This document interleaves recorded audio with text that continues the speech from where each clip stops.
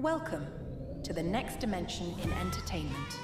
Coming to you live from the offices of Chapter One Films in Charlotte, North Carolina, this is the 4D Podcast with your hosts, Greg Prinz, Nathanael Levinson, and Marko Brutus. Sit back and enjoy a deep dive into film. This is the 4D Podcast.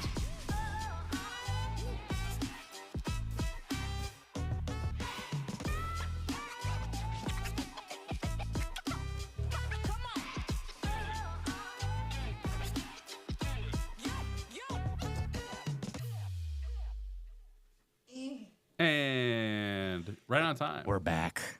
Right on time. We're so back. Welcome to the 4D podcast, the next dimension in entertainment. I'm the best host, Nathanael Levinson. The most ginger host, Greg Prinz. And the captain, my captain, Marko Brutus. Most ginger host here. Not really No, ginger in just real life. most ginger I'm not ginger in real life. Then why do I call you ginger, Greg? Explain that. You can't. You didn't even know that Matt Damon was the star of the last movie we watched. Greg, I don't see faces. Hit him with the horn. I can only see colors. You know, like people look like those just like rectangular blocks of like the pixels. I'm just like, all I see is just like a red block on top of a gray block right now. And well, so a red block. So stupid.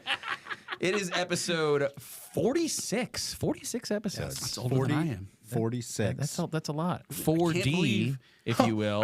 I can't believe we've been doing this for 46 years. 4D. 46. 46 episodes. We're glad you're here. It is, what's today's date? September The 9th. 9th, which plays in line with our season 4 theme of doing movie birthdays. So today, okay. Sorry. Thanks, mean. Wait, do you play a sound effect? I didn't hear anything. No, He's I muted me. muted his. Oh, well, no, good. I put down his Can you do it lower? headphones. Oh, okay. Turn mine back up. No, don't do it. Is it good now? Is it better? Is that It's better now. Okay, sorry about that. I thought it was mine, and I was like, oh, I'm going to turn that down. Whoops. It's not getting No. quieter. I don't understand. It's My not getting bad. quieter. If you're watching and you're wondering why you cannot join in the comment section, It's because you're an idiot and we don't want you commenting. false. It means you haven't subscribed. Because so you're an please idiot. hit that subscribe button. Be a part of the show. Join in, chat with us. Tell us we're doing things wrong. We paid top men to do a statistical analysis, and they found that clicking the subscribe button on our podcast raises your IQ by no more than 1,000 points, And but it's- no less than 999 points. It's the number one cause of good breath, actually, is subscribing to our podcast. If you know. So hit that like, subscribe button. We wanna hear what your thoughts are as we go along the day. We love to interact with chat. So today we will be talking about two movies. Yes. Sully and Warrior, not Warriors. 2 movies that Unlike what I said. I said did you last say? week, warriors, and I was very adamant Warriors about is the the- fact that it was plural, and it's not. It's not. So It's my definitely bad. not. So there is a movie. I think it's called The Warriors. Yes. That's about a gang that gets trapped like in enemy territory. And the only reason I know that is because of the famous scene. You watched it. No, I had not seen the movie. I've seen clips of it, but there's this one scene where some guy is from the rival gang. He's got like beer bottles on his fingers and he's clinking them together. And he just goes, "Warriors, come out and play." And I say that all the time. There's actually also another one that's called Warrior, and Yes. in order to find It's this, a I had pretty to type generic in name. 2011 Warrior. Well, and I was looking to watch it, and it was like, "Where is it streaming?" It's like, "Oh, it's streaming here on like HBO Max or something." I looked, Wrong. and I typed in Warrior, and it was not. It was. I'm looking like that doesn't look like Tom Hardy, unless Tom Hardy is much more Asian than I thought he was. You might think it's Tom Hardy. Well, that's why I had to check like You should Google it. movie. I mean, I honestly probably would rather watch the martial arts movie named Warrior, than this. like a wire fu movie. So Marko is going to tell us which one we're going to start Yeah, with. which we're starting with. What are we starting with, Mr. Marko? We are going to be starting with Sully. See, Sullivan. the thing is, you had an opportunity here. If we start with Warrior, then we can finish with Sully, and we can land the plane. Hit him with the horn, dude. Come on, dude. It's a layup. Yeah, Hit it's him so with easy. that horn. It's so easy. Marko just slow on the wheels I know. today. I'm checking something really quick. Okay. Keep All going. right. Keep talking. Some might say he hit some birds. Dude, now he's got to hit you with the horn again, and he's trying to check things.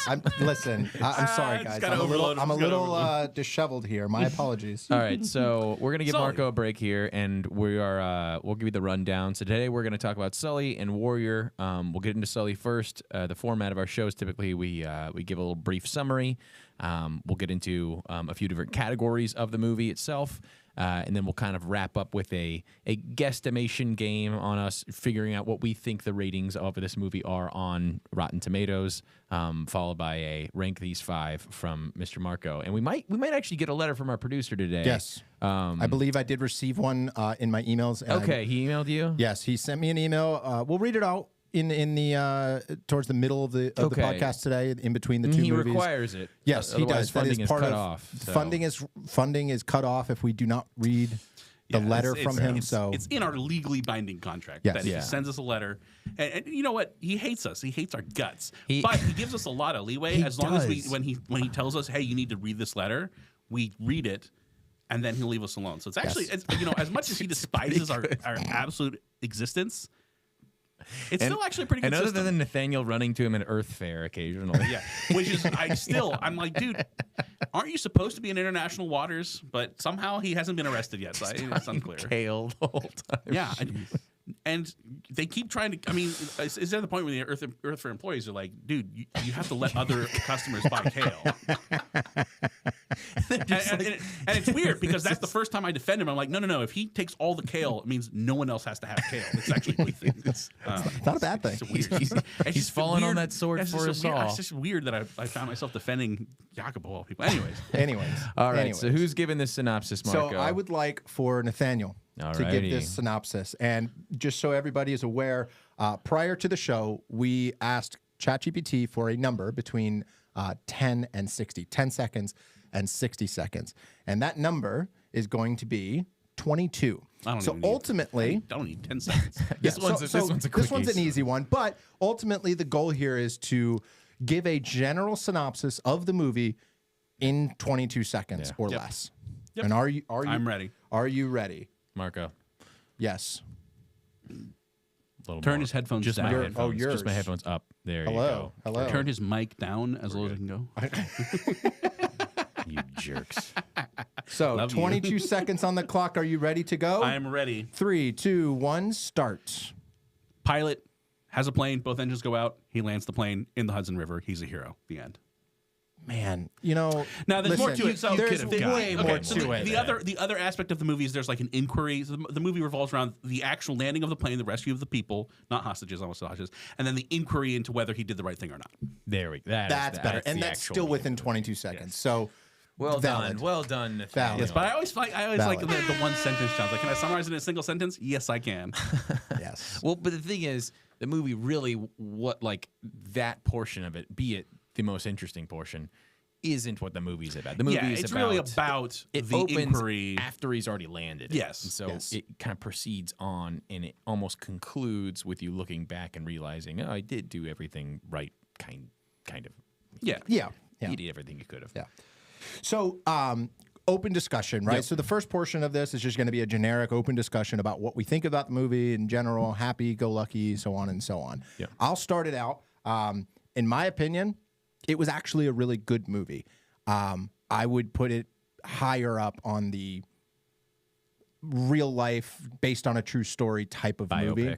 Biopic. Yeah, exactly. I would put it up a little bit higher, and a lot of that has to do with the fact that Tom Hanks is in it. Tom Hanks is a phenomenal actor. He is class act. The guy is so good at what he does. Yeah. It's just that's my first initial take of the movie.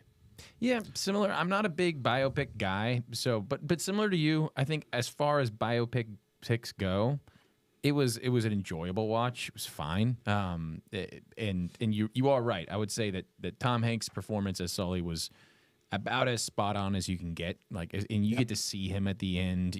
Reading and doing a little bit of the research, you find out that this movie was intentionally made to be as accurate as possible. Yes. I mean, Clint Eastwood took some links to do that. So that portion of it, the story itself is interesting, but yeah, for me, it's probably pretty mid for me. Yeah. So I think this movie was as good a biopic as I have seen, which is to say, it's a biopic. So I found it rather tedious. Honestly, it's just hard for biopics to break out of that. Based on a true story, right? You have to, real life. If you just play out real life, it's not that interesting for an hour and a half. Like, yes, there are really interesting events, and there are some movies that kind of are really special in a way, like not Warfighter, Warfare. Warfare, yeah. Right? Where it's Yeah, just like, very, here's an very- event that happened, but it's like all high octane action. Yeah. And just because of the way this movie worked is, we know he landed on the Hudson. So really, the only thing that kind of the movie gives you that you didn't know already is the whole inquiry aspect of it, which was I guess the most interesting part of it. But it gets kind of the whole time I'm watching it, I'm like, they keep talking about simulations and this and that, the other thing, and it's like, what does that prove? And I mean, they did come back to it at the end where I was like, he had to make a decision. And he evaluated that he weren't going to make it, and so he landed on the Hudson. And it was like, it was weird. And I'd be interested to see how accurate that was to the actual proceedings. And again, Clint Eastwood probably making it pretty accurate. They were basically trying to say in the inquiry, like, you could have landed at LaGuardia or at Teterboro. Yep. And that landing on the Hudson was actually the most dangerous thing to do, and it was a risky maneuver, and you shouldn't have done it. We were wrong to do that. But like in the moment when both your engines go out and your plane starts crashing, and I'd still be like, well, you just got to make a decision, and you pick what you think in the moment is the best one. And it doesn't really matter whether it was the best one. Yeah. You're not a computer. You can't like process the simulation. You're a human being. And of course, he mentioned that like we didn't act immediately. Like we were calm. Yeah. We're like, both the engines are out. That's weird. Let's try. And then they started the procedure. So they did everything they were supposed to do. And of course, they updated the simulation. Was like, yeah, they definitely would have crashed if they had tried to do the other thing. So he made the right decision. But it was like, even if he had been able to get back to the other two airports, I just don't see why that makes any difference. He had to make a decision. He made what he felt was the best decision with 40 years of air flight experience and all of that. So why would you not just be like, he made the best decision he could have? Well, so I was doing a little bit of research on it before today, and apparently, according to Sully, the actual Captain Sullenberger, the entire movie is about as accurate as it gets, outside of the fact that they did dramatize a little bit of the proceedings. Sure, I'm sure the proceedings were much more dry than they actually were. Exactly. The proceedings were the court proceedings were much more dry, much more like legalese and very generic and whatnot. But the idea was that the insurance companies were in fact trying to prove that Sullenberger could have turned back to LaGuardia. Well, that's just such a bad look for the and what they were insurance saying companies. exactly, and what they were saying is that the number of in the movie they were saying it was something like 6 out of the 10 pilots made it back, and therefore he should have made it back because it's a higher probability of making it back than not making it back. That was kind of so whatever the number was. I can't remember. And maybe I missed it. But I was paying attention to the movie. Yeah. It wasn't like I wasn't paying attention. But I missed the part where the insurance companies were involved in the inquiry and they were mad like that this extremely expensive plane got lost. Well, like so I think I that might didn't have understand been the purpose of the inquiry. Like, completely. At least for me, I don't know if that scene existed where they had that. I don't did. believe it. Like there was an insurance scene. So I remember them having a meeting, and it was like a sentence. Basically, it was really what it was. It wasn't a ton, but it was. Okay, so because I missed that because they were having all these meetings, and they're like, "Oh, we're getting in this group and this group and this group." You know, they were just throwing acronyms out, and I was like, "I don't know who the hell these people are." I was assuming it was like government stuff, but it was insurance stuff. But that, some of it was government. Some of it was confused me a little bit. It wasn't clear to me why the inquiry that particular inquiry was taking place. I understand you do an inquiry to say, "Hey, was he acting?" Like, did he make a good, like his best value judgment and he wasn't impaired in any way and things like that? That makes sense. Like, Sully wasn't drunk or on drugs and things like that. It makes sense to ask those questions. But then to be like, but could he have landed better? Well, didn't make sense. I think I feel like I missed. I can kind of gather, at least from my perspective, that they were looking for user error rather than saying something like these are unsafe. Like, so for them, it's an insurance thing of going, okay, we can basically just say that the pilot made a mistake here, and we won't have to pay out. And that's also, why, if I had understood that there were insurance companies involved, that would have made more sense to me. I missed that part. Yeah, so I was thinking it was just the part of it. government. I was like, why would the government scapegoat someone? They can be like, hey, he's an American hero. He didn't lose a single person. Maybe if you lost like half the plane, like there were casualties, you could say, well, if you'd actually made it back to the airport, everyone could have lived, and then you'd have tension of people being like, my son would be alive if you hadn't made that decision, right? But everyone lived. I will say, let's get into some of the details before I. But a little bit more details about some behind the scenes stuff that came of this, like the actual event, right? So afterwards, after this landing happened in the Hudson, they went back and tried to redo or revamp the engines to protect the engines from actual bird strikes in the future. Ended up being that if you put mesh in front of an engine, that doesn't work. Yeah. So they did some research on it. There was one what do you call it, prototype of some sort, about like a mesh or like a metal frame essentially. But the engine just got too hot because you have to have that airflow. Right. And then it just caused the engine to fail halfway through a long flight. So that didn't work. But yeah, so apparently putting mesh in front of a engine doesn't do anything It's funny but make because it worse. I thought about that because I was like, oh, double bird strike. I wonder what they would do. I was like, well, they could put mesh on, but that would obstruct the airflow, and you need so much. Like the if you look at the numbers for how much air gets blown through those engines, it's wild. absurd. Yeah. And it's so funny because like you'd think that it'd happen more often. You would- yeah. You Yeah. just think that you'd be like, oh, like with how fast planes fly through the air and these flocks of birds where they're some of them could dodge, but if you're running into a giant pile of them, like oh, that's all it well, takes. not only and that, then but these bam. they were Canadian geese. The worst. Yeah, The worst. the- Like the- small birds just get chopped up. Right, exactly. Yeah, like a little itty bitty bird, like a Yeah. little crow or something like that. Like, or I guess maybe a crow would probably do some damage too. But I'm saying like maybe like a dove or something. It's not going to do anything. It'll cause some damage. They'll probably turn around, but other than that, it's not going to do anything. But those Canadian geese that are like 11 to 12 pounds a pop, it's like you hit a suck couple up of them. 12 of those into each engine and see you later.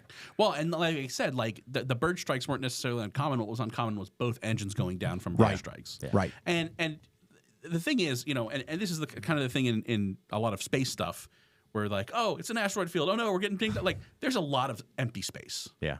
So stuff is way more spread out than it is like on land where there's only you only fair. have two-dimensional movement. Yeah. And they do look for like if they're like, oh, we see this giant flock of birds coming in, they will take steps to avoid it, and they're typically flying above the height that birds are. So because I mean they got hit right after takeoff. So what I really liked about this movie, and obviously because it was based on real life, if you're watching any actual like Hollywood movie, the instant the engine goes, the plane goes, just like immediately. That is true. And it's like no, these things Are gliding. Right? Yeah. And as fast as they were landing because they couldn't slow down, right?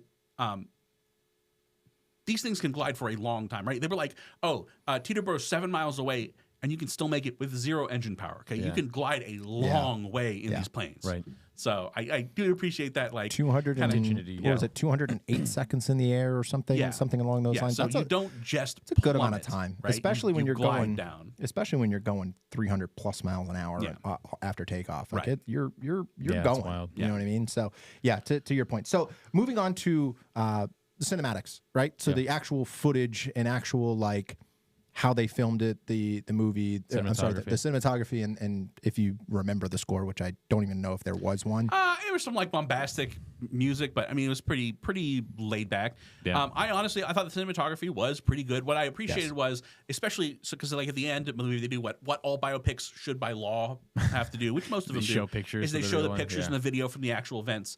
And when they showed the picture of the ferry rescue, they had framed it identically. I looked like the same shot, so they did a really good job framing their shots or composing their shots so they looked exactly like the media images, like the guy jumping off the scuba cop jumping into the water and the ferry standing next to the plane. Like they did a really good job making it look bang on. Yeah. Which leads me to my least favorite part of CGI? the movie.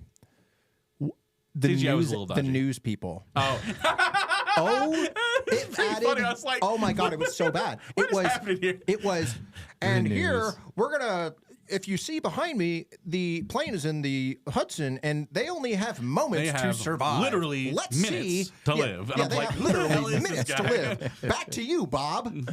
I mean, did you in your research did you find that like no, that was actually pretty parallel to what? And also Absolutely they had to, not. they I had to use actually- all those like fake idents and things like Yeah. that. Yeah. So absolutely not. All of the news stations were all super professional. I watched probably, I don't know, an hour's worth of news because I was trying to find more information about the movie or about the actual event because it was, like I said, Look it was at almost Marko coming in identical. and actually doing research. I know. This I'm is great. trying. I'm trying really hard. Just watch the movie and show the up. news literally was the news as it should be. Hey, we have something. It's breaking. There's 100 and some odd people on this plane.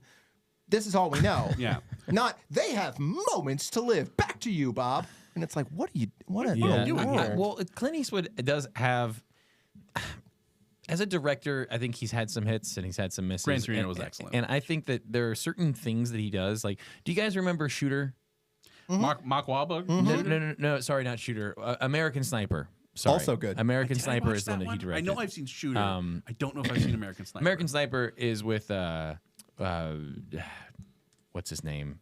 that guy. Played in Limitless. You're asking the wrong guy. Oh my gosh! Didn't see that Silver either. Linings Playbook. Didn't see that either. Bradley Cooper. Bradley Cooper. Okay, so it's Bradley Cooper. He's American Sniper. So it's Rocket Raccoon. And anyways, there's this scene from it where they're like the baby's crying, so they pick the baby up and they hold it, and it's just very clearly like a doll, like one of the arms is hanging out, and you're watching this like actual movie, and you're like, wait, why didn't somebody just go, yeah, we can't do that? And Clint Eastwood was like, you read about it, and he's just like, yeah, we just didn't want to go through the problem, like we didn't want to get. And so he has these things. The thing is, like, he's a crotchety old man. And it is actually like a lot of paperwork to get a real baby on set. But my point is that he does. So in this movie, I also, I mean, we're getting into acting now, which is fine. Cinematography, cool. Some of the CGI was a little jank, but honestly, a lot of the CGI was solid. Really good. I didn't have any problem with it. I thought it was pretty dodgy for the most part. Like anytime you have steam or fire, it's so obvious when it's real. Well, which again, it didn't bother me. It wasn't to the point where it bothered me. The actual plane landing in the water was actually pretty good. Yeah. That part looked it really was good. the scenes where they had it like his flashbacks where he's like flying into buildings and through. Those are the ones that were definitely iffy.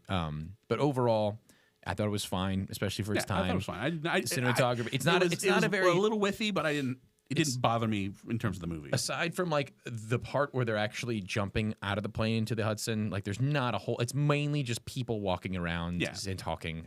So cinematography wise, it's fine, but character wise, yeah. So one of my least favorite parts of this whole movie was his wife. I mean, oh my goodness, dude, I watched this with my parents, and I was just like, audibly was just like at one of the points where she was like, oh no, what are you, honey, I just don't know if me and the kids are just gonna last. You just let them know who you really are. And then it's cutting from that to Tom Hanks, who's just brilliant. So I'm like, it's literally, you know what it is? The phone call is literally talent. It's talent phone call. I can tell you exactly what happened. Clint Eastwood was like, all right, who are we going to get to play Sully Sullenberger? Tom Hanks. Okay, well, who should be next to Tom Hanks? Well, he acted next to a volleyball, so that's about the level we're looking for. Oh my god!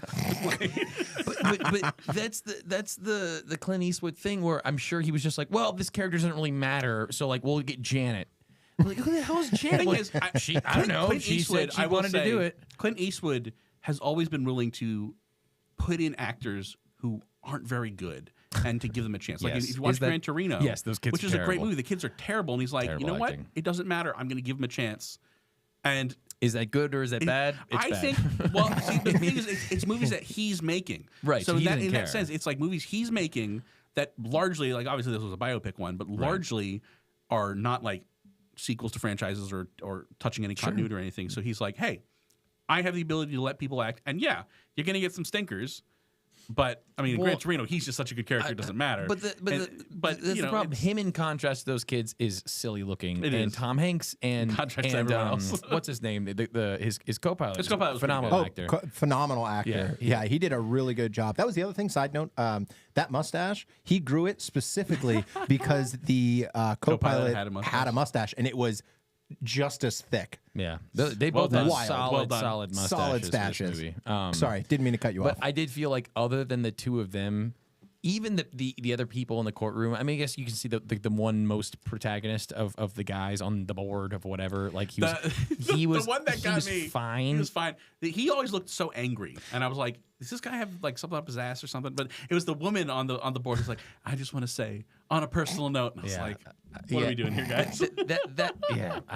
We'll get to that later. But yeah, character wise, that was my least favorite part. Was that, and I mean, like the ferry driver, the guy who was the ferry. He was an actual ferry. Yeah, like, he was the guy that that's a really ferry driver. Was the ferry rider guy. So it's charming that Clint Eastwood does these things. He's like, hey, you're an up-and-comer. Hey, you actually were this person. But then once you sit and watch it on film, you're like, there's a reason like professional actors are professional actors because it's like night and day. You know what it is? And I actually didn't notice that. Now that I'm kind of like reflecting on it, the lady wasn't that great. But I was just so captivated by Tom Hanks that I really didn't care. Well, he did I such a good honest, job. I wasn't paying attention to anything the wife said because I didn't care. That's fair. It's such a sharp contrast of me going, hey, I'm getting sucked into this personal, in reality, I got behind the whole thought process of that the movie was trying to push on you and this is transitioning now into the story portion of the movie, but the story is the story, right? Biopics are largely like that, and to be honest, as far as biopics go, this is one of the more mild as far as like, hey, there was this guy and there was the engines went out. A lot and of you're like, times oh my biopics gosh. are like Sure. big arcs of people's life, and this was like a single moment. A single moment, and even the moment, it wasn't even a plane crash. It was a water, like he explained. He's like, it's a water landing. So birds hit his plane, and then he had a water landing. Granted, we all got to see the aftermath, and it was real, and so like that's fascinating. But as far as putting that into a movie, the actual moment itself is not as significant as like we watched Hacksaw Ridge, right? And I don't know if you were on that show, but we watched Hacksaw. It was Liam that was gone. Yeah, it was. It was Steve. Okay, that's right.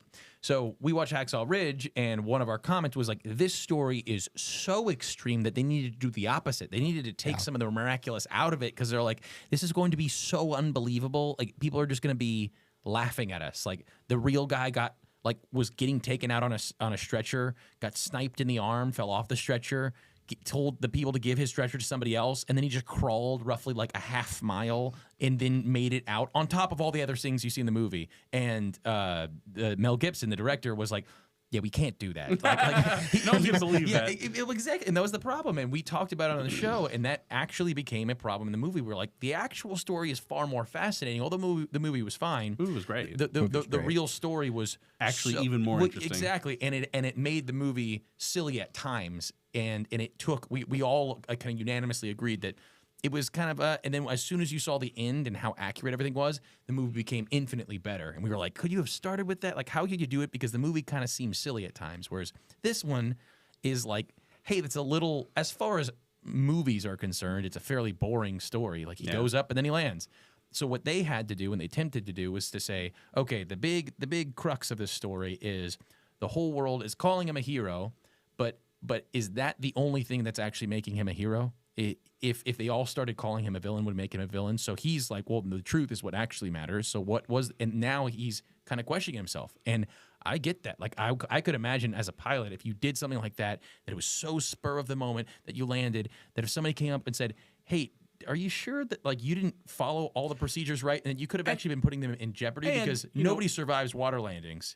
And you probably could have made it back there and landed fine. And I really wish they had emphasized more often, like, because from my perspective, like a water landing seems like the less dangerous of crashing into the land, right? Right. A land landing seems worse than a water landing. Fair. So if they had given us more context on exactly how dangerous a water landing is. So they said it once. Yeah, it was that it's like, it's bad. Yeah, so but they never show us anything to prove to us.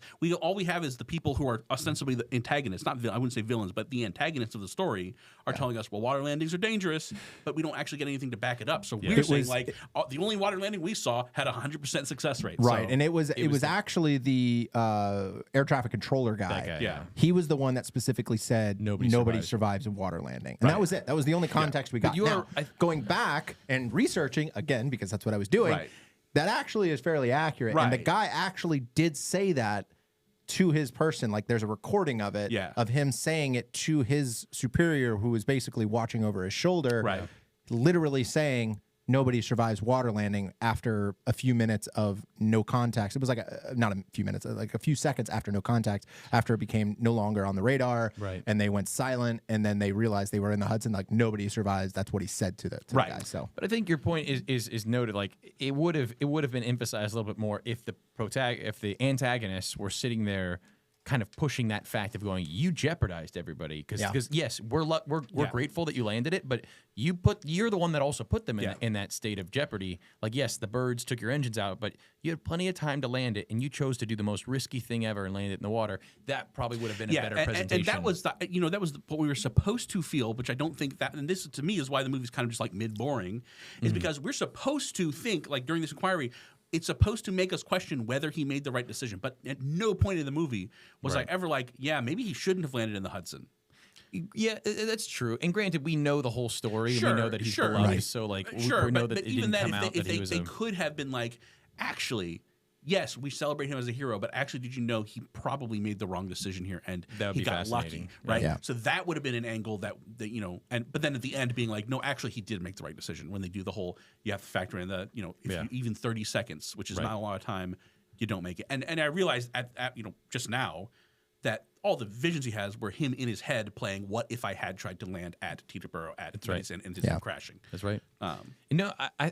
So that feeling did get through to me. What you just explained we're supposed to be feeling. I did feel that way as far as him going, did I actually make the wrong decision? Again, I know the full story. He was struggling with that. I just personally didn't feel. I was like, no, you made the right decision. At no point was I, as the viewer, saying, I don't know if you made the right decision. Well, that's why I think a movie like this might have been better not as a biopic and as an original story, because I think we probably would have been a little more captivated in going, oh, is this like now I'm captured by the intrigue of this movie that's telling me, oh, he's clearly a hero. Look at all this stuff, and he's slowly sitting there going, did I make the right call? Right. And that's like the movie.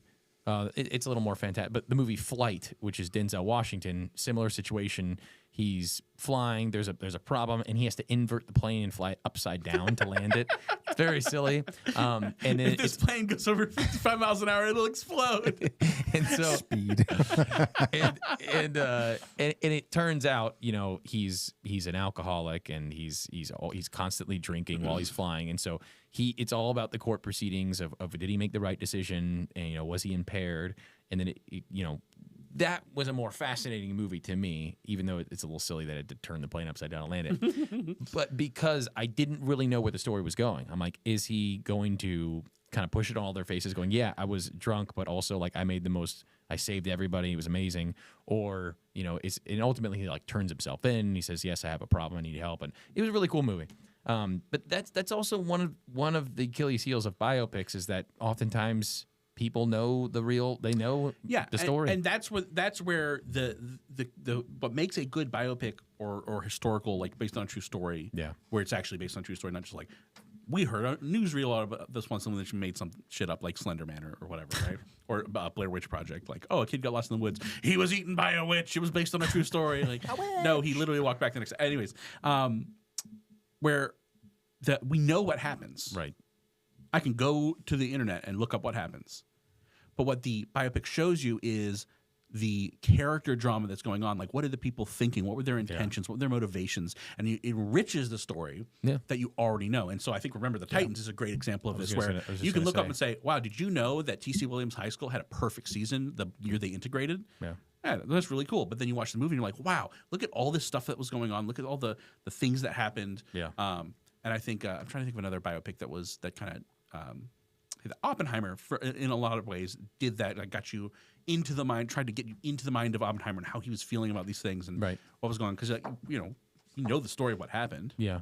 Well, but oftentimes war movies do that because it's all based off of a historical war, but then it's digging into either a specific person or a detailed story that took place within that war. I will say, I think war movies have an edge. War movies and like spy thrillers that are based on true stories have a little bit of an edge because the action itself is interesting. Yeah. And when it is translated to like a Word document where you read like, oh, in Hacksaw Ridge, this guy saved 17 the people. action is it's part like, of it. Yeah, it's like it could be a little dry. And you don't really get a sense for how insane it was until you go and watch the movie and then you're like, oh my gosh, yeah, this is crazy. Yeah. But in general, biopics are as far as the scenes that I really loved. I mean, by far the most interesting portion of the whole entire movie is finally when you get to the hearing and the simulation, and he has the big moment where he says the big monologue where he's like, "Hey, nobody told us this was going to happen. You need to there's the human factor." So he gets on the phone, calls back. All right, we'll give it 35 seconds. They all try it. They all fail. And I did like. I really liked, my favorite part about all of it was that he says, "Can I be excused?" And him and his co-pilot walk out, and he just turns and he's like, "Man, I'm really proud of us." And you can tell that instantly that he never let himself really revere what just happened. at all until he figured out that he actually did the right thing. And as soon as he figured out he did the right thing, he was like all on board. He's like, that was awesome. We just saved everybody. We're freaking heroes. And they were just both like cracking jokes and really happy. And that switch for him was interesting, and I did feel like that could actually happen to somebody. Like it felt very real, and obviously it's done well because it's Let me just get us canceled real quick. So I mean, you know why the simulation flights crashed? Because they had women in the cockpit. All right. I knew it. I knew that was coming.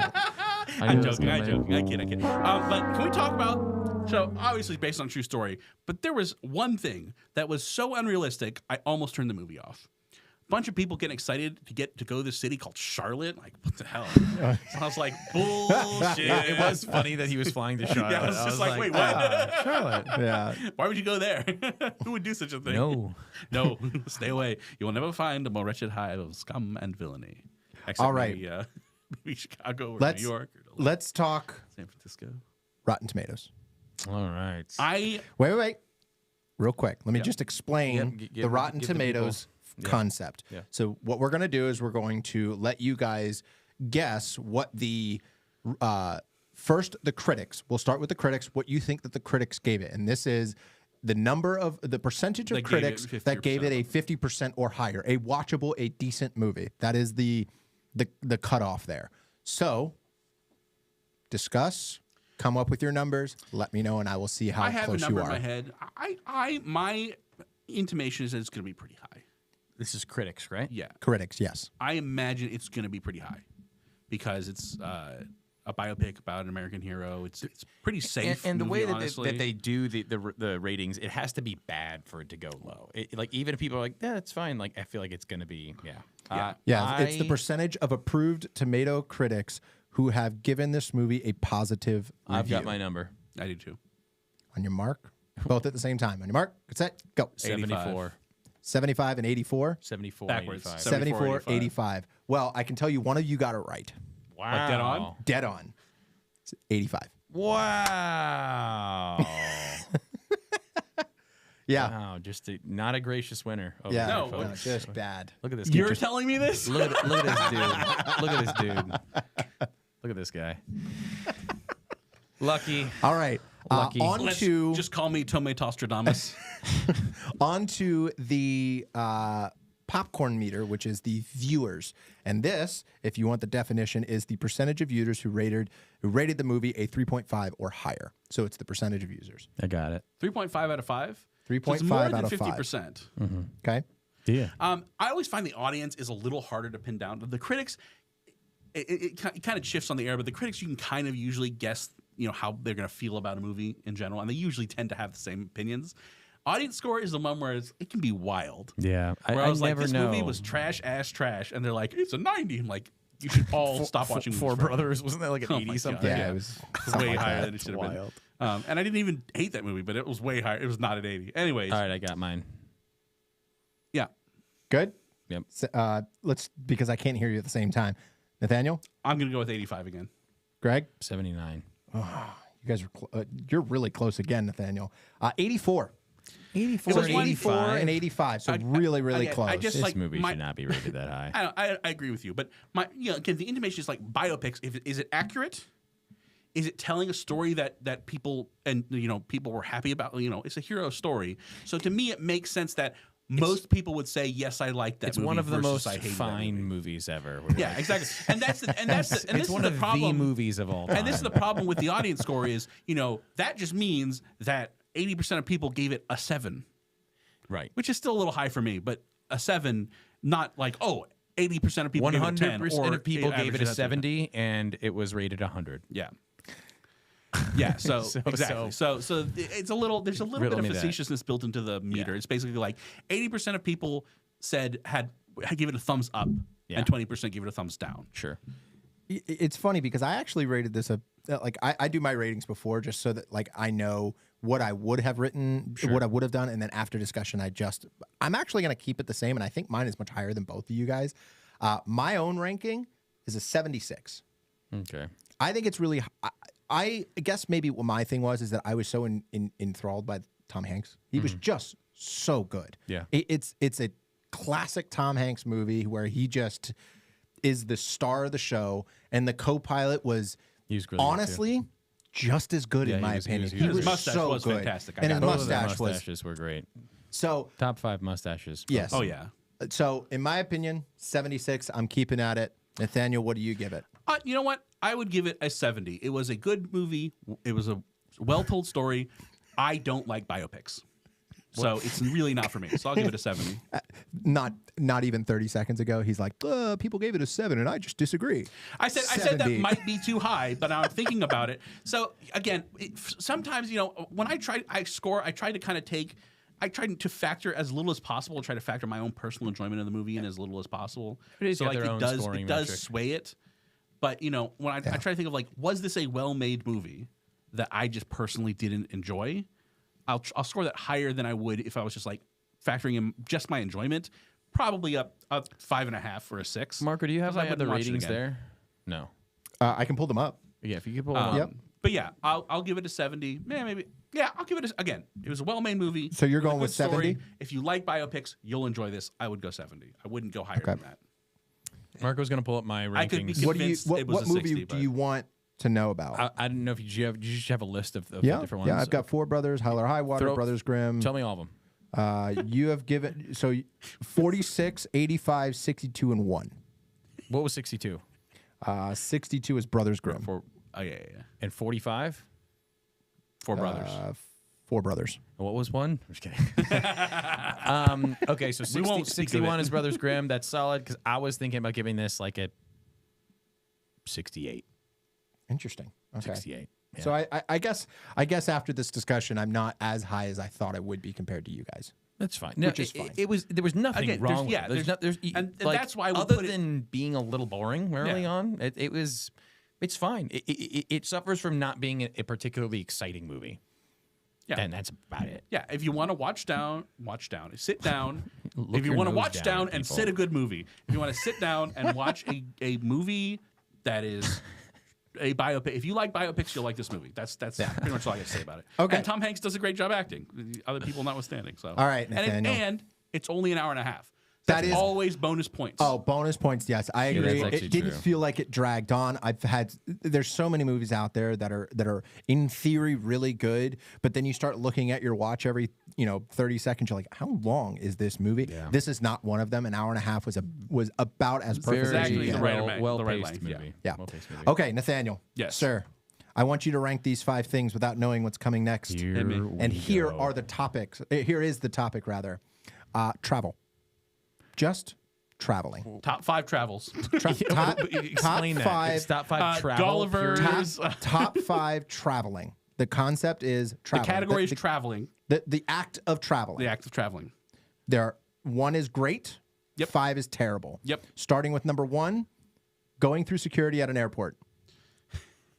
Okay, so here's the thing. In principle, I think it is stupid. I think it doesn't accomplish a whole lot, but also I've never really had any issues. So I'm gonna put that at 4 Okay. All right. because it's obnoxious, but I wouldn't say it's the worst. I do think it can be worse than that. Okay. The next thing on your list, you get the entire row to yourself on a plane. Has that ever happened? Happened to me my last flight. Actually, the I don't stewardess fly- tapped on my shoulder and was like, "Hey, there's an empty row behind you." And I was like, "Okay, Donna, thank you." Donna, you saucy wench. She was out of my league. She's way too old. So.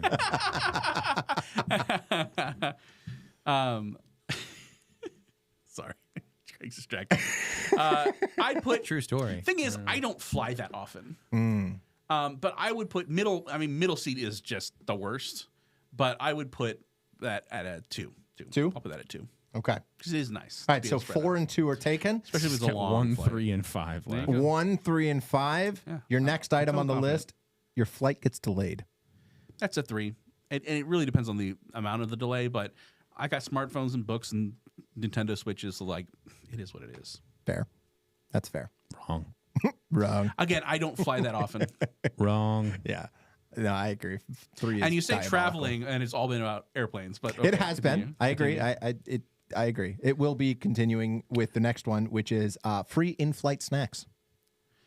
Do I want to put that one at number 1? But it's not number 5, so I guess that's number 1. All right. Number 1, huh? What did I put number 5? I'm going to be honest. That's not bad. The last item on your list, forgetting your headphones. Yeah, number 5. You got to listen to something. God, it's brutal. I would have botched that because that would have been my number 1, and I would have been Yikes. screwed. Yeah, that would have not been Yeah, good. and forgetting your headphones is probably the worst thing you could do on a plane.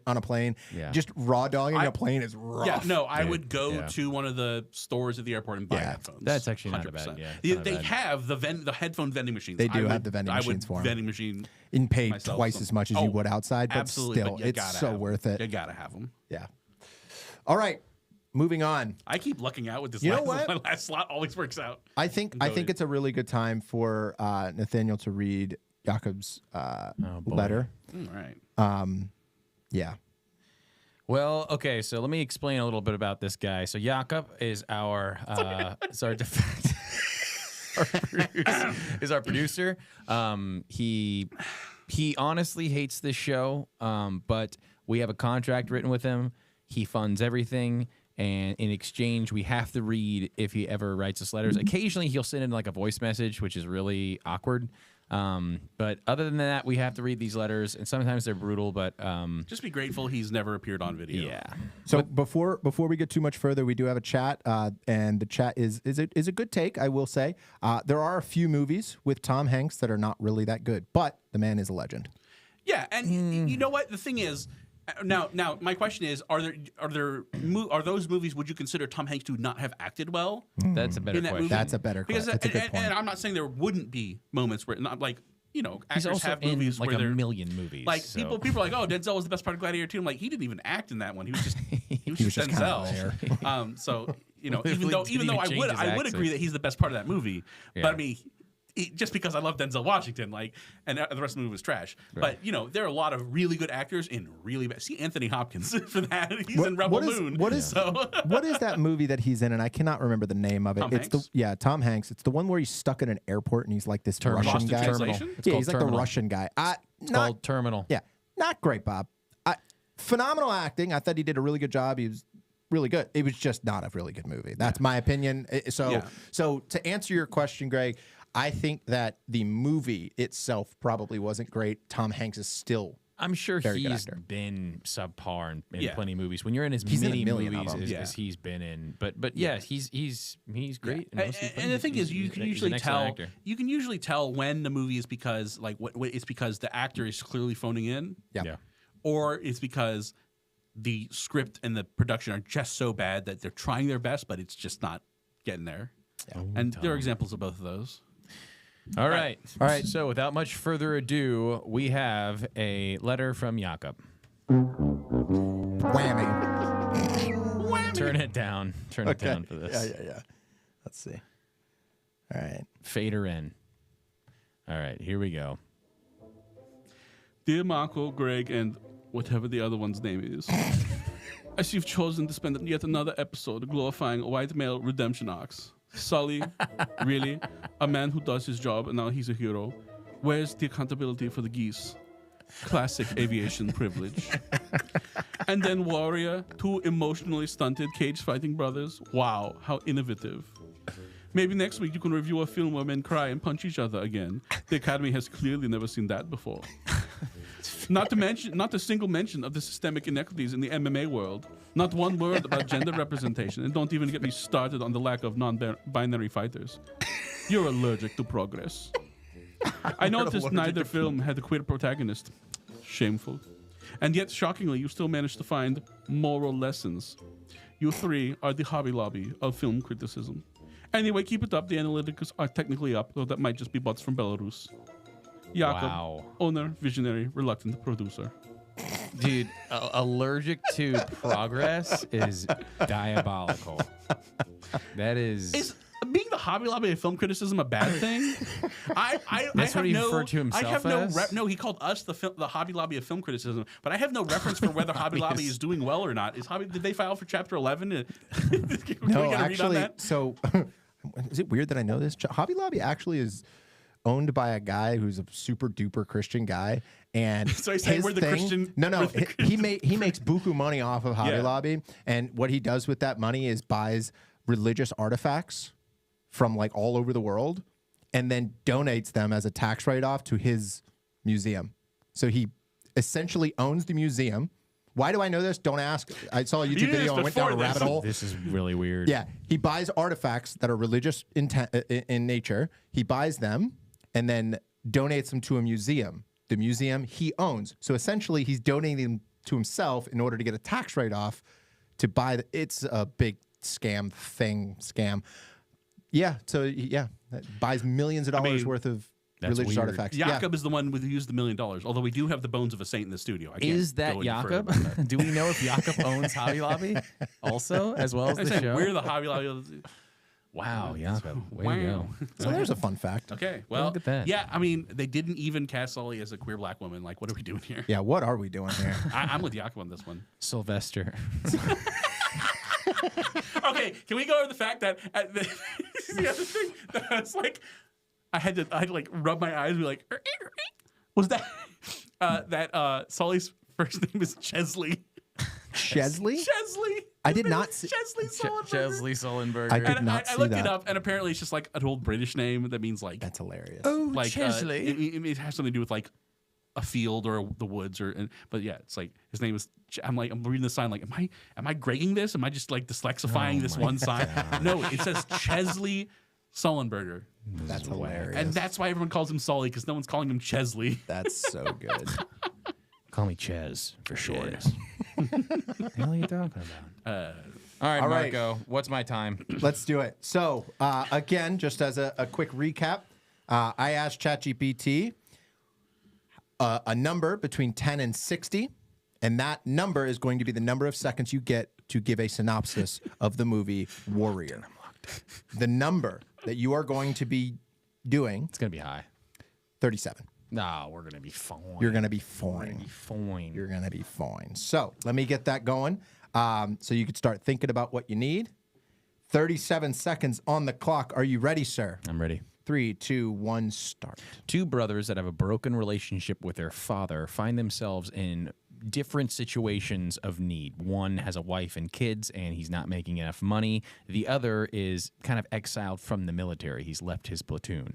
Now, they both have backgrounds in fighting, and they both need money for their own purposes. So Tommy, the brother that was in the military, finds the dad, but just uses him to train him so that he can enter this fight. And the other brother also enters the fight so that he can win the grand prize, which is $5 million. They end up fighting each other in the finals. The brother with the family wins. I forget his name. And they That's all literally make the up. end of the movie. Here you go. I got your Not one bad. sentence. That is Two not brothers bad. fight each other in an MMA tournament. Boom, done. That is- mic drop. Foonk. Honestly, almost as perfect as you could have got in terms of timing. Nicely done, sir. Thank you. Thank you. I like this one. I like that one. I like being able to get it all out there in the same. Anyways, I like the one sentence. It's more ambiguous and it's more fun for me. two brothers next. So two brothers. What happens? So two brothers. Roll credits. Dude, I had a real side note. I had this JV basketball coach. I'm sorry. JV basketball when you said that. Dude, this guy, he's like this old guy and he used to wear like those little nose The patches. pince-nez. And like just a coach, and he was just a man of few words. We were a terrible JV team, and I just remember he called a timeout one time, and we all go and sit down, and he kneels down and he just goes, defense. And then we all waited, and this timeout ended, and we all just went back. Me when I coach basketball. Oh man, dude! He just sits there. Defense. True. Was he wrong? Was he wrong, Greg? The thing is, he's probably right. I don't know. I have no idea. But I just remember sitting there being like, Okay. and then it was like, get back in the game. We all ran back in the game, which is honestly probably the extent of coaching you can do to JV boys basketball. So, anyways, so yes, this is a movie about two brothers that fight each other in an MMA tournament. The end. All right. Let's wrap it up. All right. So initial thoughts. It's really less of a sports movie, I think, than most sports movies. It's very much just about this complex relationship that happens between a father and his two sons, and they're all kind of broken between the three of them. None of them have relationships with each other. You say that, but the MMA fight was like a third of the runtime. That's fair. It could have been less MMA fighty, Yes. but was a bit in the long. same way, so the Rocky movies are all fantastic in my opinion. They're all very, and the boxing is the least interesting part about those movies. And it's still a good portion of the movies, and I think it still does it because it creates a good character. This one's a lot more grounded than the Rocky movies, and none of them are as pleasant characters as Rocky Balboa. But I found the dynamic between the brother and the two sons interesting enough to keep my interest and watch the movie. It was long though. It was a very long movie. I noticed that, and I think a lot of that came back, like you said, a fourth of it was them in the octagon, just beating the snot out of each other. So, yeah, I think it was a good movie in my opinion. It could have been better with less. That could have been pared Is, down. is that the case in every sports movie? This is a question. Is the actual sport itself the least interesting part in every sports movie? See, I think it Yes. depends. I think it depends. I think it depends on what the movie's trying to do. So, like in Remember the Titans, the games they show you are important moments in the game. Yeah. Like they move the plot forward. So if the action is not moving the plot forward, then I think you fast forward through that. Yeah. So I think Remember the Titans does a really good job of showing you just as much football as you need for for you to get the impact of what's happening. Well, most all of them, Yeah. the sport itself is a driving purpose in the story. And like you said, Rocky has really long fights. yeah. Like especially the first one where he's just getting his face mowed over and over again. But I think it serves a purpose in that you're supposed to see and feel that he's just trying to outlast this guy. Yeah. Yeah. And I didn't think I thought the movie was too long. I didn't think the MMA portion was that egregious. I thought it showed you for the most part what you needed to see. and it So was- I didn't have a problem with that. I think the movie just in general could have been pared down. Yeah. The MMA part really takes place in the last quarter of the movie. Like the last 40 minutes. But Yeah. it kind of dominates that whole part. I Yeah. mean, it's all and granted, I mean, it's what the movie's been building up to, so I didn't begrudge it. And there is something about, and the old MCU did this really well. There was something interesting about developing a character, basically developing a character in isolation, and then introducing him to another character that's been developed in their own isolation and seeing how they interact. Like the MCU does this in the sense that it has a movie about a superhero, and then you get to see these crossover movies where they meet each other. And the fascinating part is about, well, how is Tony Stark going to interact with Bruce Banner when he walks into him? He acts like this and he acts like this. They'd probably do these things. You can imagine all you want, and then you finally get to see it. There's an excitement about that.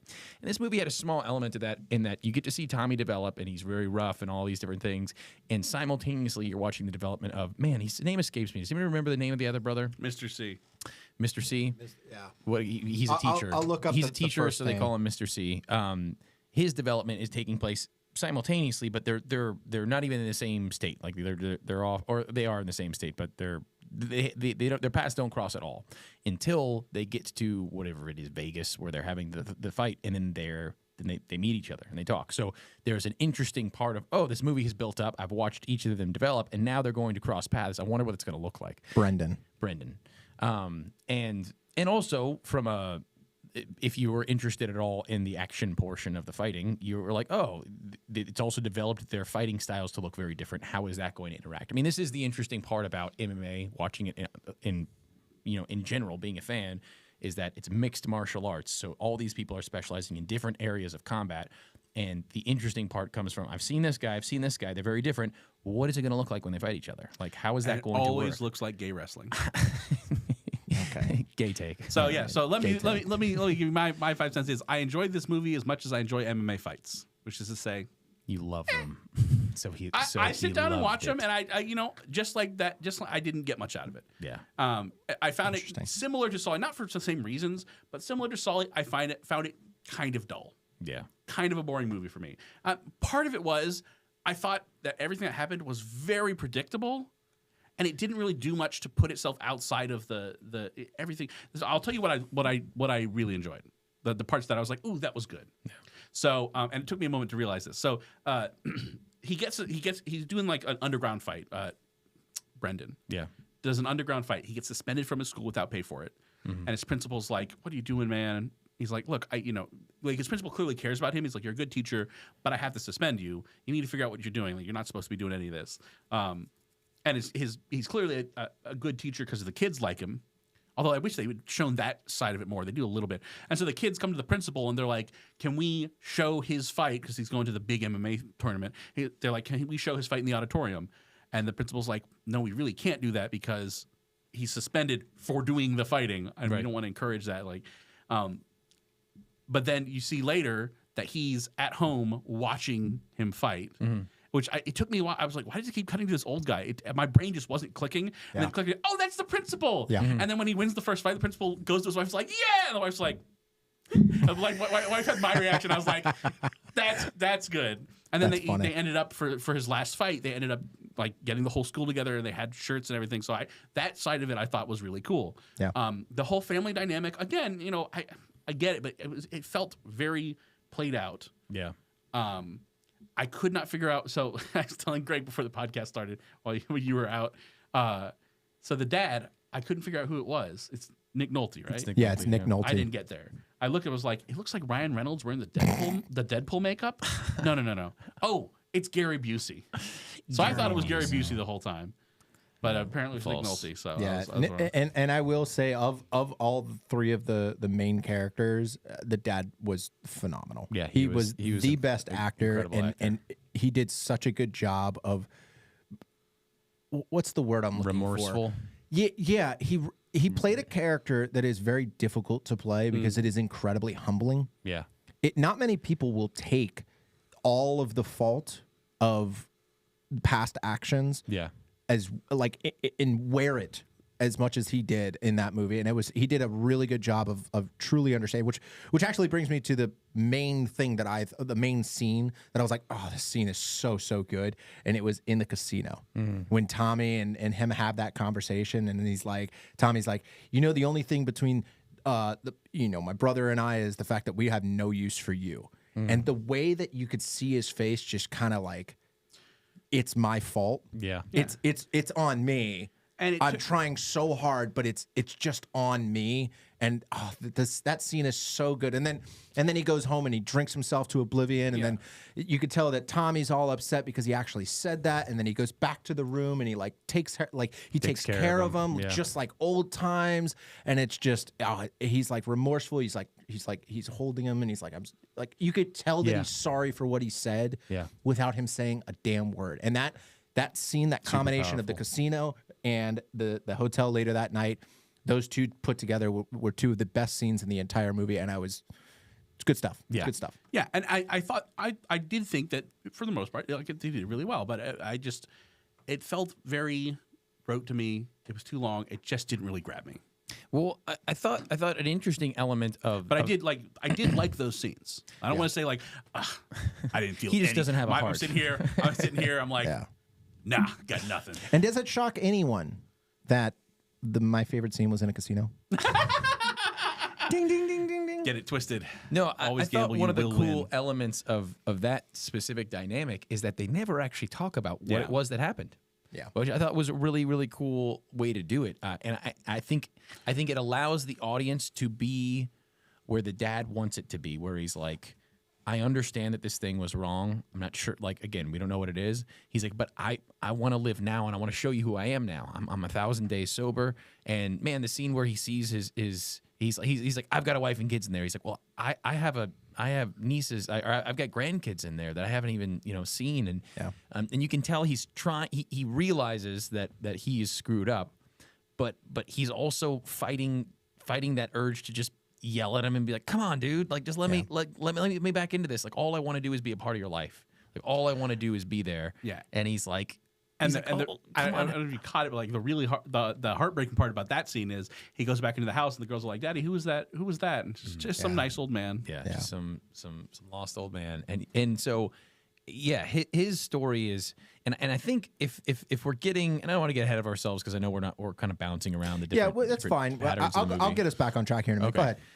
But I think that the overall kind of message that's taking place between the three of them is a message of healing, where you have all three of them that have been through trauma of some kind, right, involving the relationship they had with their dad, each other, and their mom.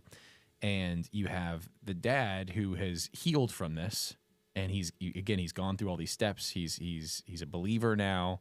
He's sober, and he loves his sons, but he understands that like he doesn't necessarily even know how to approach like recreating that relationship. He kind of awkwardly does it with Brennan. And he's just like, I was just hoping that we could open up. Man, and he's such a good actor. He's like, open up some lines of communication, maybe. And then Tommy is just kind of using him, and you can tell he just loves it. Even though Tommy just using him, he just loves the fact that he gets to be with his son. And then you have Brennan, who is kind of further along the process of healing, where he eventually kind of. They don't show it that he mends it with his father, but you can kind of feel it throughout the movie that he slowly is seeing.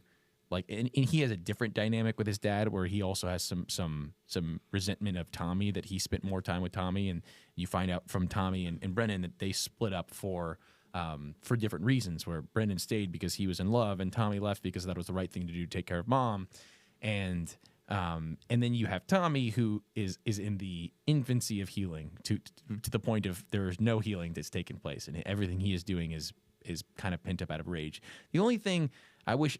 They kind of just made him out to just be this like incredible hero in every way, and I was like, that's just a little like so he's just perfect, like so he's just like he saved it entire like saved this platoon, and then he ran away because they're trying to blame him, and then he's dedicated all of his money to the families of the fallen victims, and it's just like, but but it goes back to that scene in the casino where because it does explain that where he says, the dad is like, "Oh, that was amazing, and you're a hero, and this and that," and then it turns to Tommy and he's like, "I was running away. What does that make me?" Yeah, and it was just like, "Oh, you have battles inside you as well." Yeah, like that's heavy. If you're running away, you're going AWOL. Woof. Yeah, and it's interesting. There's a parallel between that and Sully of everyone's calling him a hero, and the character doesn't feel like a hero because they were questioning their own actions. Mm-hmm. Mm-hmm. Yeah, no, and I mean, it's obviously it's the most interesting part of the movie, and if anything, I just thought the movie should have maybe done a little bit more with that, or made it more of an emphasis, or made it a little more obvious. And there was this term that kept jumping out to me because I've coached girls and boys volleyball before, and a coach once said this about the difference between coaching them. That he's like, boys kind of have to go to battle in order to trust each other. They have to go to battle together, and girls kind of have to trust each other before they're willing to go to battle. And it's just a matter of like it's why guys sometimes have to fight like that, like to work out their problems. And once they kind of go through that, it's like, okay, like we've squashed this, whatever it is. Yeah. And I think you kind of get a sense of that at the end, that's what Tommy's doing. He's kind of like, I just need to get beat up. Like I just need to go through this. I need to just let this all out, and like that's the physical representation of him letting it out, and his brother realizing that he's just so at the end of his rope, and they almost mend their relationship through the fight there, and they're able to walk out together, and he picks his brother up and walks out with him. So I thought that was cool, but they could have. I don't know if it was earned enough. Yeah. If that moment was earned. I agree with you there. I feel like that they had like some big character moments. And other than the dad, I don't feel like they earned any of them. Yeah. But so I have two technical questions for you MMA lovers. Sure. First off, the grand prize was $5 million. Second place still gets money, right? On a general occasion, I would say yes. However, in the movie, they did explicitly say winner take all. So this is not also not typically. I wouldn't even say typically. This is not how UFC operates. It's not how most tournaments run. So the very early days. So UFC. What year did this take place? Because I saw Nokia cell phones. It's supposed to be 11. I would assume modern day at the time it was filmed, which was 2011. Okay. So at that time, so why was she using a Nokia phone? Like an old ass bombshell Nokia. Like That I mean, still existed. it's They were still- also poor.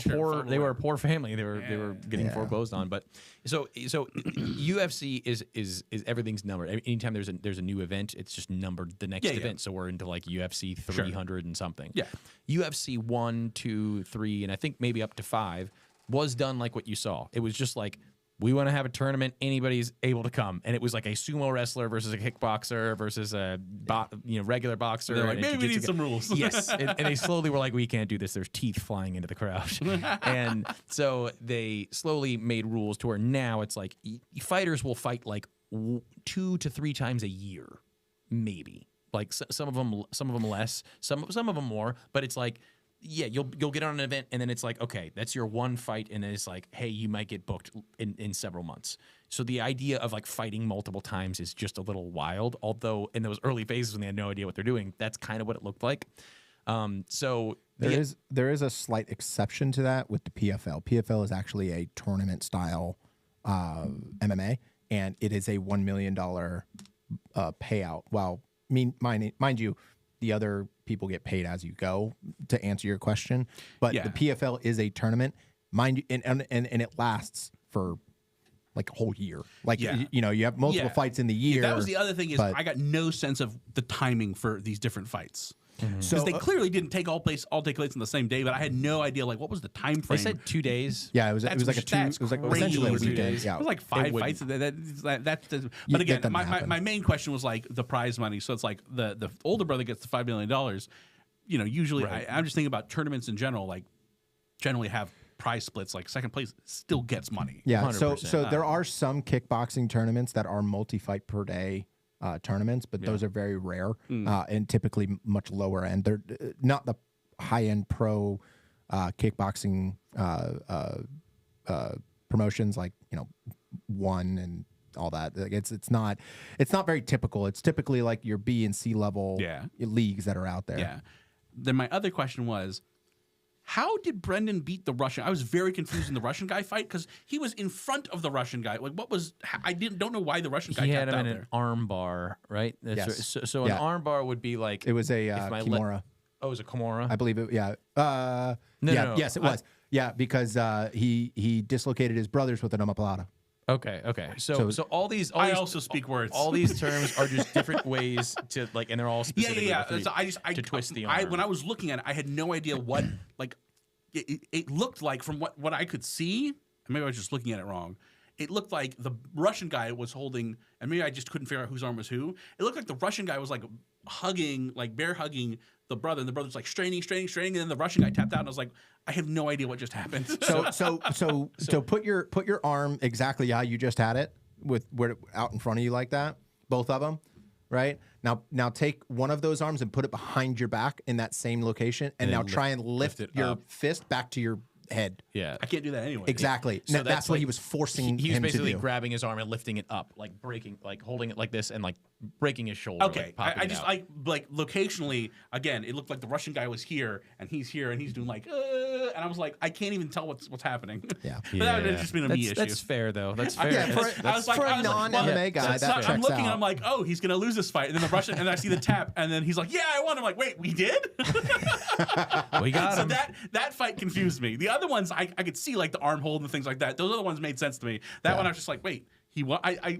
Especially I saw the hand tapping out. I'm like, oh, he's tapping out. Wow, that was unexpected. But then no, he gets up. He's like, I won. I'm like, Also, ironically enough, the big bad Russian guy was played by what's his name? Kurt Angle. Fyodor Angle. Dostoevsky. Kurt Angle, who's just like a very American wrestler.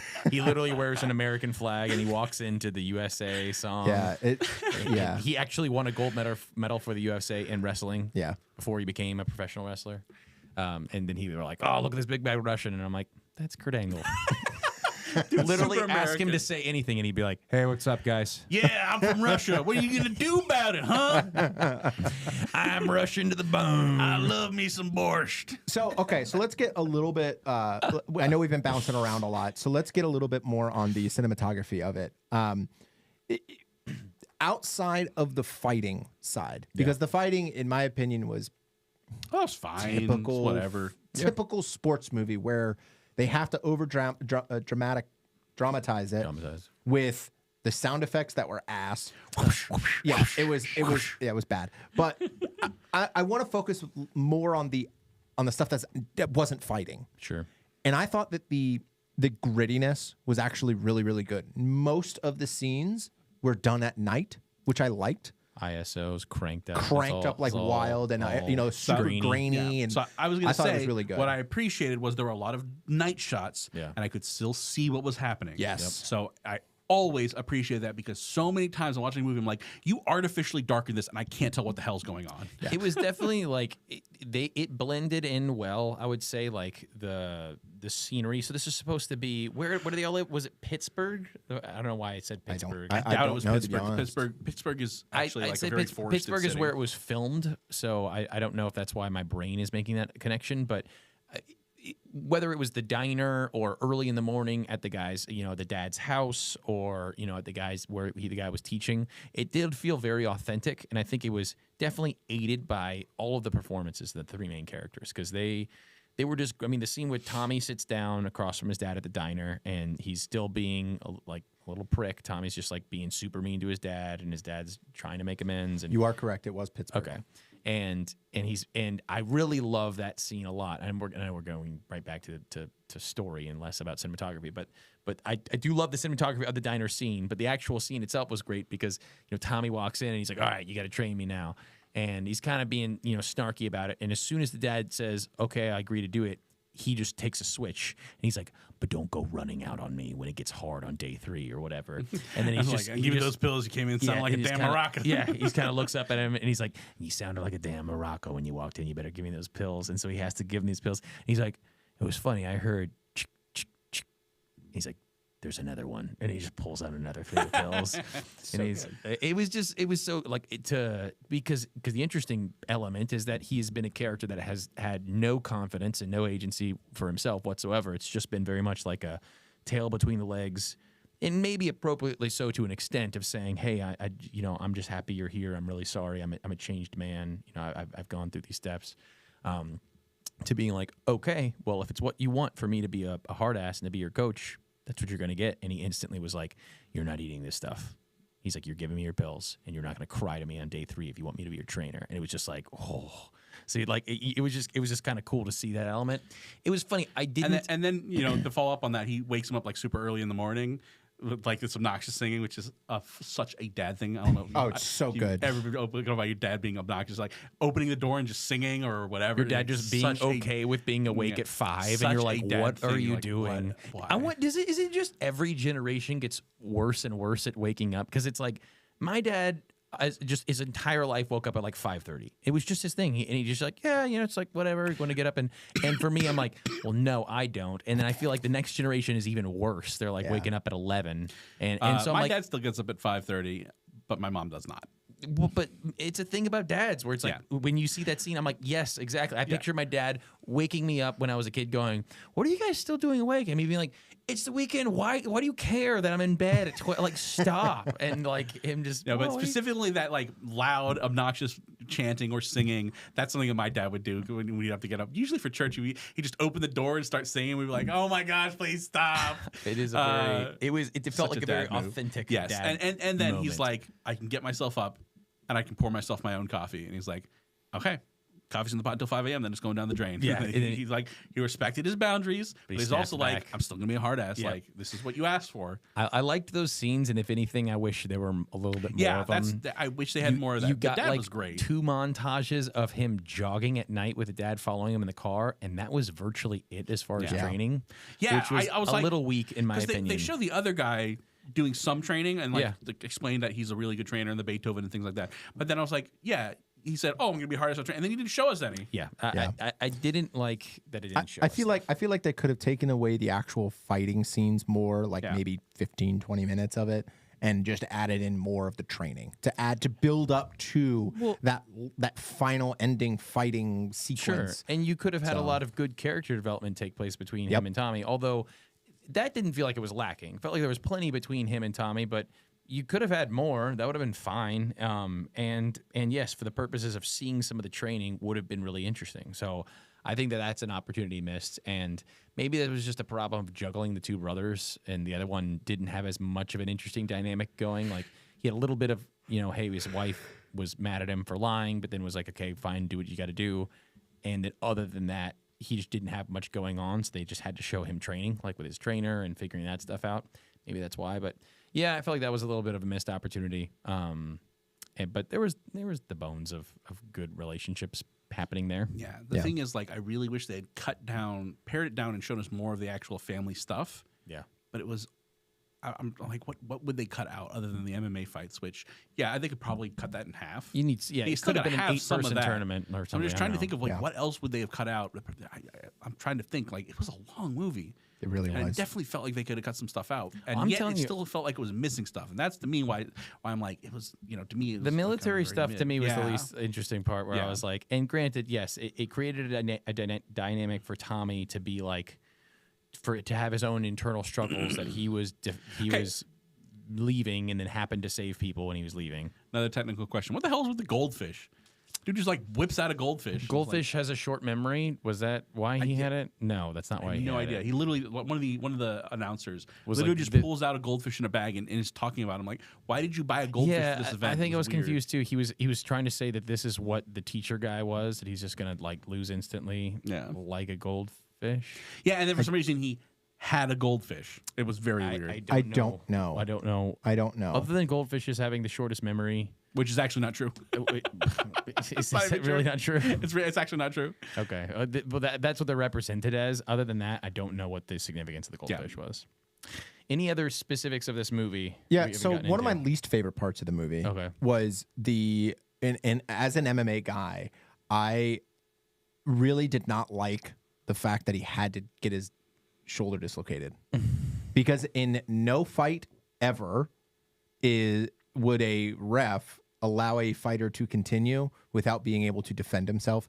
The entire point of the ref is to protect the fighters. If the fighter cannot protect themselves, the whole point of the ref to be in the octagon is so that they can go in and protect that fighter from their own self. From themselves.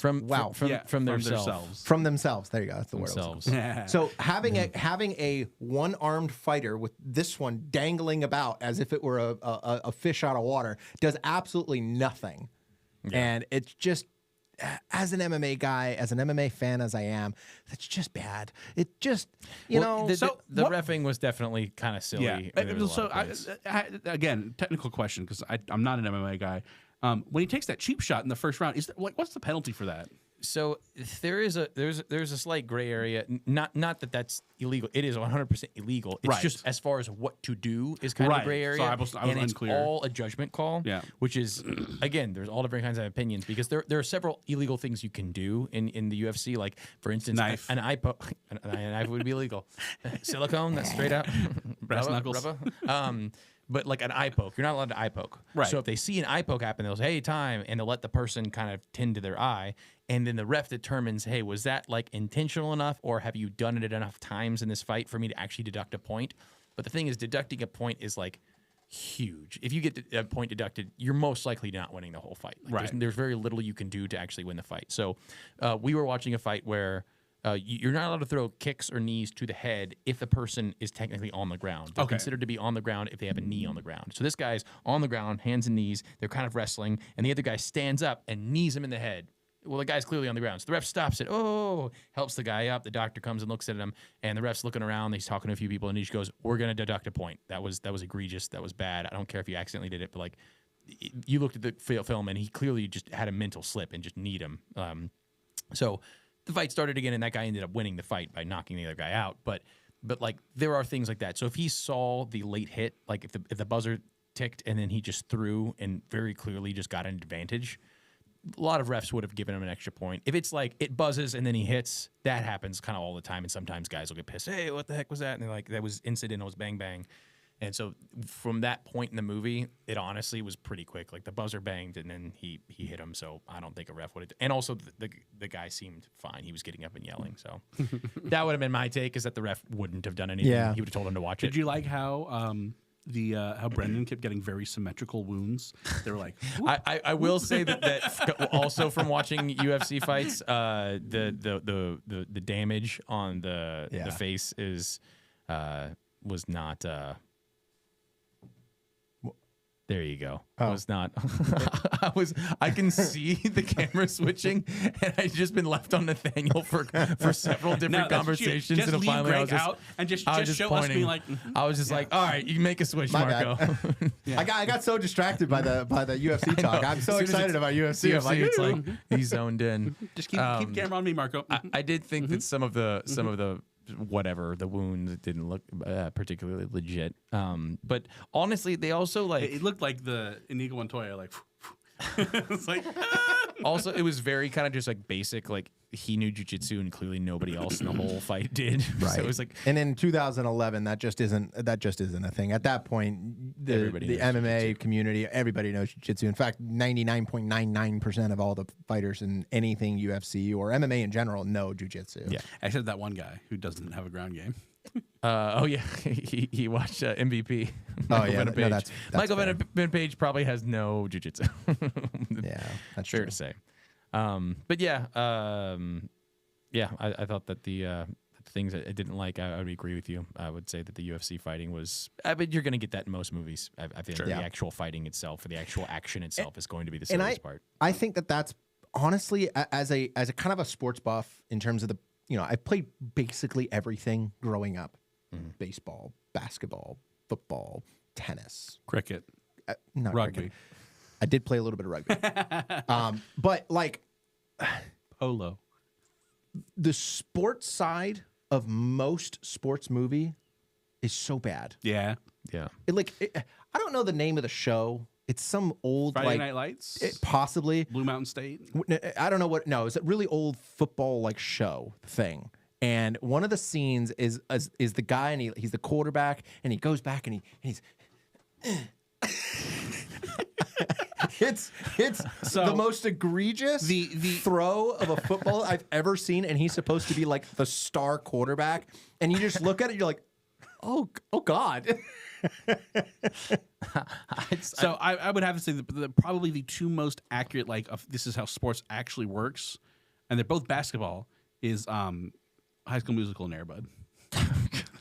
I was gonna say haiku is a very accurate depiction of volleyball. Yeah.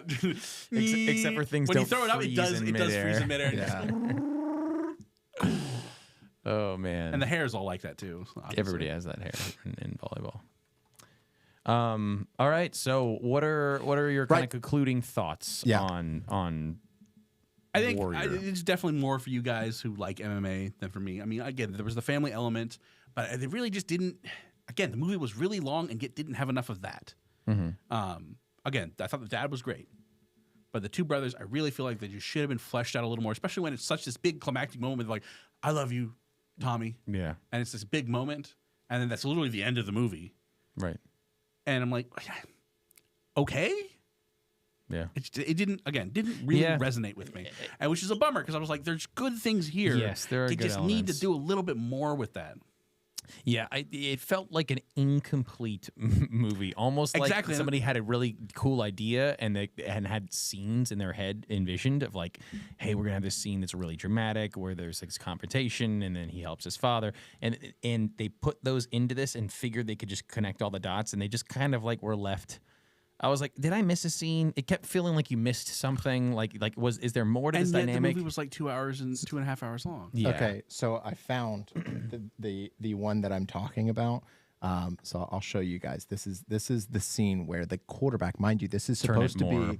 This is supposed to Pull be it towards you, and there you the star quarterback of blurred his face to protect his identity. whatever this is. Anyway, watch him throw this ball.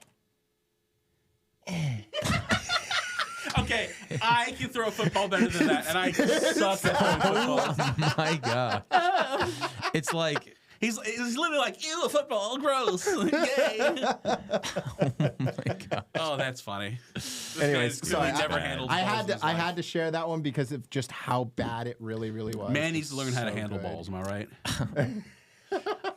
Yeah, my overall thoughts is that there was definitely some powerful scenes. I really liked the acting. I mean, I didn't love it because of the UFC fight. To be honest, Yeah. Yeah, I was gonna say that might pull you guys it's out. more. For me, it was like it's more it diminishes it a little bit because we're actual fans of the sport. So, it seemed about the same to me. but no, I think it was still an enjoyable. Like if I was watching that with some friends, I think there would still be some interest in seeing how that plays out and what the development of the characters were. So I didn't hate it. I also didn't hate it, but it's one I'm gonna put it in the bin of movies like with Sully, movies that I won't ever watch again. It does seem very in that same vein of Sully, to be honest. All right. In that case, then, Greg, what do you give this as a ranking? We're gonna do that before we. We're gonna do it. Okay. Yeah, we'll do it before because I think we'll get to it. What did I is the rate before? Sully? Sully was like a 6-7. You got a Greg. You rated a 68. 68. Okay. I almost gave it the funny number. 6-7. I have a kid that only says that. It's bad. We It's looked it so up. It annoying. means nothing. It means quite literally nothing. Quite literally not. I would give Warrior a 70. Ooh, slightly better than Sully, huh? Yeah. And Mr. Nathanael. I'm gonna pull Greg. I'm gonna give it a 68. Okay. Man, It's we like- are all right in the It's same like ballpark. a fine movie, but nothing I would return to. fine. Again, so, Yeah. yeah, like and this is where it I don't gets think I'd tricky be to- mad if somebody yeah. really liked this movie. Yeah, I don't like think I'd be mad. I wouldn't be like, wait, you like that movie? Right. But also be like, yeah, it was fine. Yeah. I mean, it's all right. That's literally like how I feel about both these movies. I mean, it's all right. Not a movie that I enjoyed, didn't do anything for me, but not bad movies. Yeah. Yeah. So for me, I actually, again, I always write them down beforehand. I'm actually going to change mine a little bit, and it's going to go down by 2 or 3. I put you thought about the 68. I put 68. I'm actually going to go down to about 65. Okay. That's my and I think the main reason is you're right. The movie was long. It didn't need to be Yeah, the as length. long as it was. No. And I think I'm not a big sports movie guy as it is. So for me, it's like I don't know. It didn't hit for me enough, and the fact that it was a sports movie. So like I don't know. I just think it's 65, but I think a lot of that has to be like my own prejudice against sports movies. As a movie, it was fine. It was good. If it wasn't a sports movie and if it was just about the 3 characters, I feel like I would have rated it much, much higher. It just, in my opinion, the fighting ruined it, and especially as an MMA fan. Yeah. It was just bad. It's funny. In some respects, while these aren't my least favorite movies to watch by a long shot, like the actual watching the movie was fine. It was painless. This one was long, but it is what it is. But when it comes to talking about these movies, I'm like, well, I didn't enjoy it, but it's Yeah. not bad. So like, what do you want me to say Right. about it? Right. Yeah. I will. Oh, yeah. Honestly, I'd rather 'cause- like 'cause- I'd rather even have talk. Obviously, I never want to watch it again, but to talk about something like a Natural Born Killers or a Joker 2, where Sure. I can get really hot under the collar and actually just like let off some steam. and- Those are more fun. Or something that I'm like, this was amazing, and just drool over, just glaze it completely. I prefer those to this kind of just like middle of the road decent movies. Well, I think that biopic. Oh my gosh! That's how Just I felt hearing you during talk Sully. about it makes me. Yeah. Marko has this weird thing where every time he yawns, he screams profanities. No, it's a real thing. Like you guys think I'm joking? It's literally like he'll take the big and then Balls. Yes. He'll literally just he'll just scream out like you just drop an F-bomb or something on the exhale. He's like, oh, and I finally, because we work together now, I just point. I'm just like, dude, you have to do that every time you yawn, and he's just like, it'll hit you eventually, Greg. Eventually, you'll get there where you do it too. And I'm just sitting like, I don't ever think about that. I'm more of when a I yawn. primal scream guy myself. It started out as I'm that. just like, See, it started out as that, but I have reduced my exclamation to just a simple shit. It's true. He's just like, yawn. Shit. It's so good. It's so Cathartic. It's the same relief that you get when you yell after a yawn, but way less like attention grabbing. It's great. I don't think that that's accurate in any way, but I'm going to true. continue with my thought. Okay, I Anyways, didn't think go that would ahead. detract us. It felt like Warrior could have also been put in the same category as a biopic. Like it felt like that could have been like, oh, there was a story once where 2 brothers met at the finals of and then it'd be like, oh, let's create a dramatization of their friendship and their strange relationship with their father. It felt like that, so it kind of fell into that same category of like, he was fine. Like in Sully, same thing. Whereas I don't know if a biopic could ever reach that pinnacle where it's interesting to talk about because you're like the story itself couldn't have really been done much different. Whereas like Natural Born Killers, you could just scream about why did you ever make a story like that, or you can rave about something like Shawshank Redemption. This is done so well because they had to come up with the idea. Whereas taking a biopic, you almost have to take that credit Spoiler away. alert. You take the credit away instantly because it's like, well, this is a Isn't real story. Shawshank Redemption a Stephen King book? I don't know the answer to that, but also spoiler alert. Anyways, okay, so So all right, so Rotten next Tomatoes up, guessing. Yes, Rotten Tomatoes guessing. Do we want to? Let's just do this. I'm gonna have Nathaniel. You do the critic, and Greg, you'll do the audience score. Okay. We'll start with the critic score. Nathaniel. MMA, I don't think is super popular with the type of people who'd be critics, so I'm going to say it was a 65. Okay, you're way off. Oh, in which direction? You're worse than what the critics gave. Okay. So the critics gave it an 84. It's not an 84. I'm gonna say I would say 75. for the audience. For the audience, 86.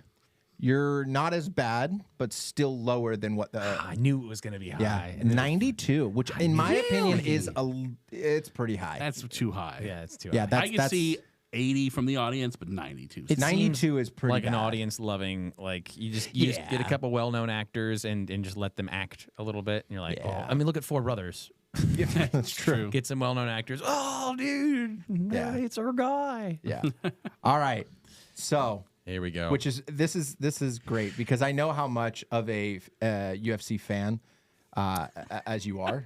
Best punches. So this is ranking these current UFC fighters without knowing what's coming next. oh yes, And Mr. this is the T. reason why I put you as this. This is gonna be great. Yes. Oh yeah, because if you said me, I would put them in random order, and I would probably Exactly. still get them right.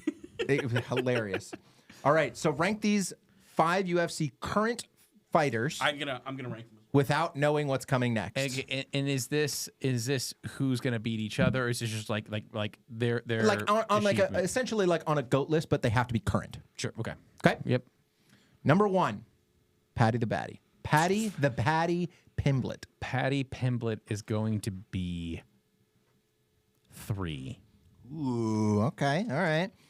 The next one on your list, I'm good with the sauce. JDM or Jack Della Maddalena. Jack Deli is going to be 2. Ooh, over.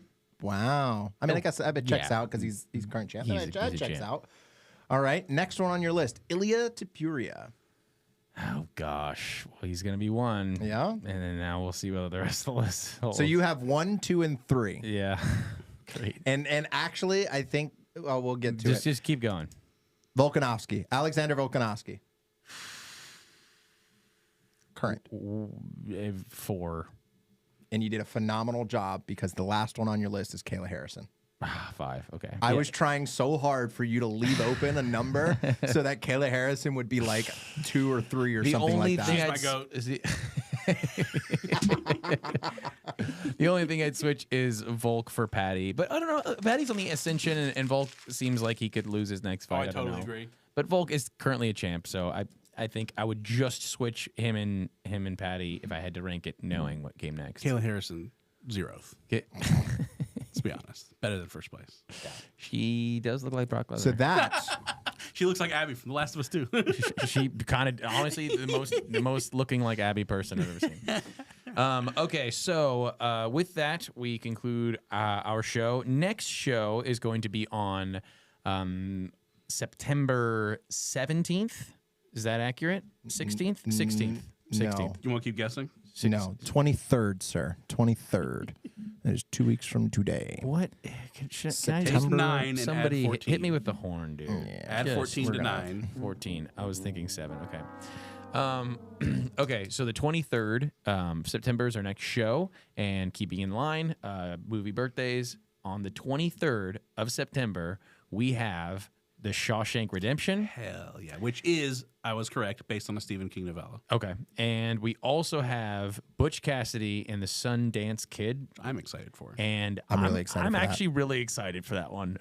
It looks great. So, if you're watching and you would like to join us in a couple weeks, encourage you go and watch those movies. They'll be a lot of fun.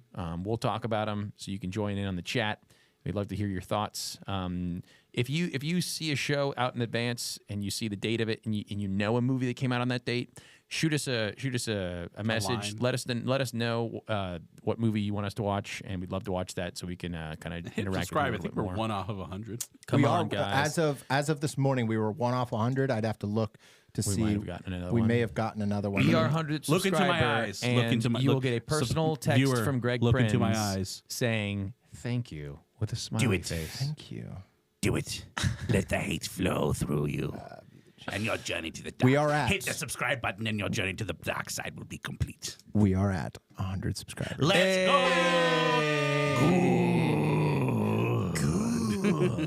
From now on, your name shall be Darth Subscriber. And on that note, we will see you guys in a couple weeks. Darth Subscriber. That's good, man. I like that. Darth Subscriber. That would be my name. Darth Like.